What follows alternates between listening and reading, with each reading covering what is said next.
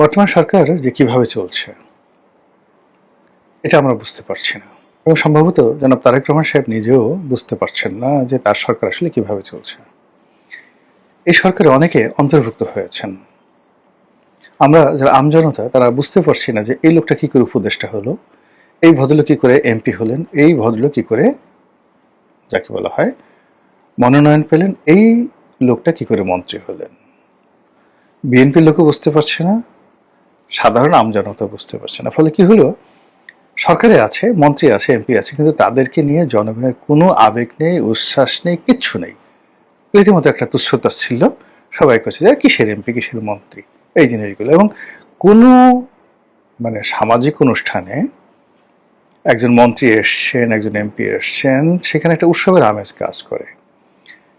আমরা যখন সংসদ সদস্য ছিলাম, বা এখন তো কিছুই নেই, কিন্তু যদি বাজারে যাই, যদি একটা অনুষ্ঠানে যাই, বা আগে যেতাম যখন এমপি ছিলাম, কোনো একটা বিয়ের অনুষ্ঠানে যাই, ওখানে মনে হয় যেন একটা চাঁদের হাট বসে।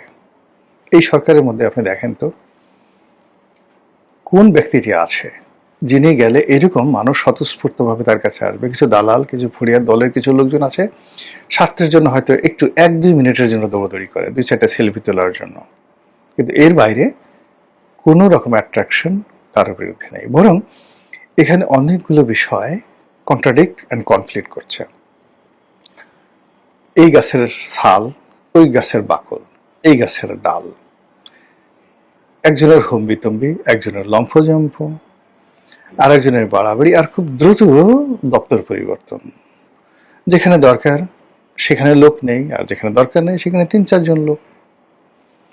আপনি যোগাযোগ মন্ত্রণালয়ের মতো একটা মন্ত্রণালয় একজন মন্ত্রণালয়ের একজন মন্ত্রী দিয়ে চালানো হচ্ছে, আবার পররাষ্ট্র মন্ত্রণালয়ে 3 জন মন্ত্রী, খাদ্য মন্ত্রণালয়ে এই গত কয়েক মাসে 4-5 জন লোক এখানে পরিবর্তন হয়েছে।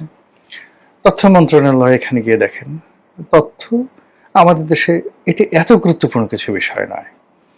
এর কারণ হলো আমাদের যারা চলচ্চিত্রের নায়করা কখনো মন্ত্রীর কথা মতো চলে না। যারা ভালো নায়িকা তারা কখনো মন্ত্রীর কাছে যায় না। এক্সট্রা যারা লোকজন আছে এরাও মন্ত্রী ঠন্ত্রী সমস্ত পাত্তা দেয় না।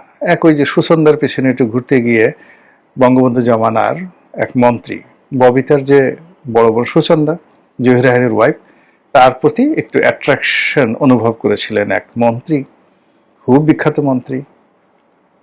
পরবর্তীতে বঙ্গবন্ধু এটা জানার পর তার চাকরি চলে গেল।